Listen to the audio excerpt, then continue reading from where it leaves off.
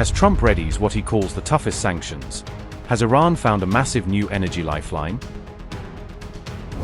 Could 7.5 trillion cubic feet of gas give Tehran a vital new cushion against escalating US economic pressure? Has Iran struck a sweet gas jackpot worth tens of billions, as a major new energy find is revealed? As Bessent threatens economic war, is Tehran answering with an energy discovery that could reshape its fortunes? Why did Pakistan's army chief land in Tehran just as Iran unveiled a potentially multi-billion-dollar gas discovery? As Trump readies new sanctions, Iran has found a massive new energy treasure in southern Fars province, adding major reserves to its already vast gas resources. On August 23, Iran announced a major natural gas find in southern Fars province, presenting the discovery as a significant boost for the country's energy sector. Oil Minister Mohsen Paknejad said the field holds more than 7.5 trillion cubic feet of gas, a volume equal to around 212 billion cubic meters. By God's grace, we were able to add to the country's national wealth by discovering vast gas reserves in a field in the south of Fars province. More than 7.5 TCF of gas has been discovered, or in other words, over 7.5 trillion cubic feet. Fortunately, this enormous volume of gas has a particularly important characteristic. It is what we call sweet gas. Because the gas is sweet, it helps bring down both development costs and the cost of production and operation. Paknejad said recoverable gas equals 15 years of output from one South Pars phase, comparing the new reserve to a major producing section of Iran's largest field.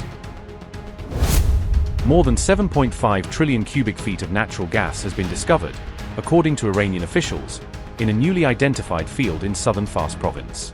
Over 5.7 trillion cubic feet is estimated to be recoverable, based on Iranian calculations of how much gas can be extracted from the deposit. The estimated recovery rate stands at more than 72%, meaning Tehran expects to bring a large share of the newly discovered gas into production.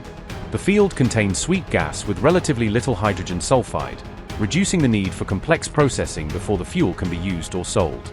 Sweet gas could reduce processing and field development costs, giving the project a potentially stronger commercial case despite Iran's financial pressures. The field also contains a large volume of valuable gas condensate, a liquid hydrocarbon that can add significant revenue alongside the natural gas reserves. Paknejad said gas and condensate could create tens of billions of dollars in new wealth, adding a potentially significant resource base to Iran's energy economy. Tehran is now taking urgent steps to begin developing the new reserves, according to state media, as officials seek to move the discovery toward production. However, Bloomberg reported that any new production from the field could take years, because development requires financing, infrastructure, and further technical work. The discovery comes as Washington prepares another major economic blow against Tehran, escalating pressure on Iran's ability to export energy and access revenue. On August 24, Scott Bessent addressed plans for tough new US sanctions on Iran, setting the stage for another confrontation over economic pressure. The Treasury Secretary has threatened what he called the toughest sanctions in history, signaling Washington's intent to intensify measures against Tehran. Interestingly, Pakistan Army Chief Asim Munir landed in Tehran on August 24 amid tensions, adding a major regional diplomatic development to Iran's energy announcement.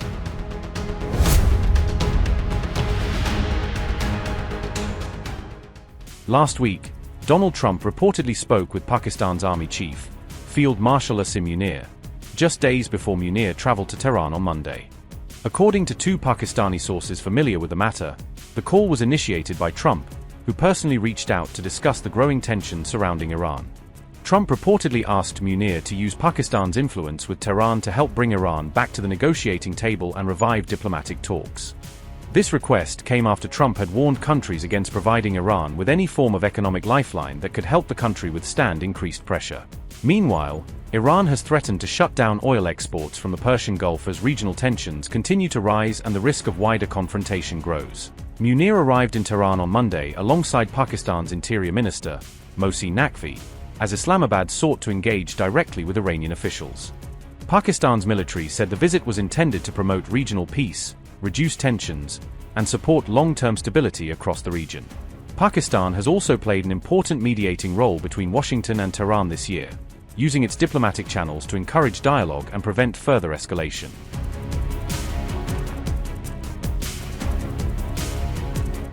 Pakistan has continued trading with Iran despite recent fighting and rising regional tensions, maintaining important economic links with its neighboring country.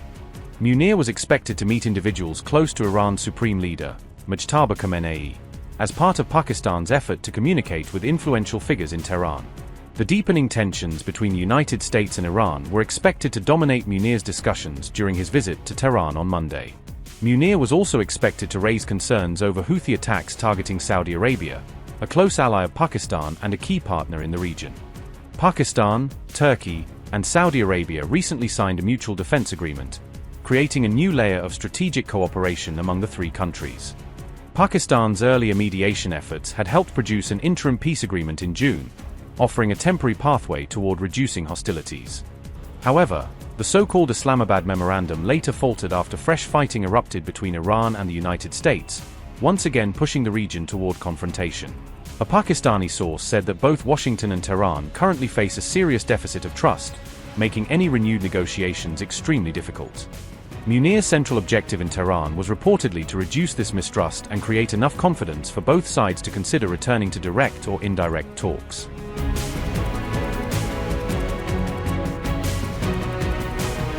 Iran has threatened to strike US companies if Trump moves ahead with his proposed economic D-Day campaign against Tehran. Iran's security chief warned that countries supporting Washington's economic campaign could also be treated as enemies, according to The Telegraph. Mohsen said Tehran had so far limited its attacks to US military bases during the ongoing conflict. He warned that Iran could target American oil and economic companies if Washington imposed a new round of sanctions. Tehran has not specified which US-linked sites across the Gulf could come under attack if tensions escalate further. American businesses have expanded across the Gulf, with major investments and operations in Saudi Arabia, Qatar, and the UAE. Iran previously targeted Amazon data centers in Bahrain and the UAE with drones during the conflict, according to reports.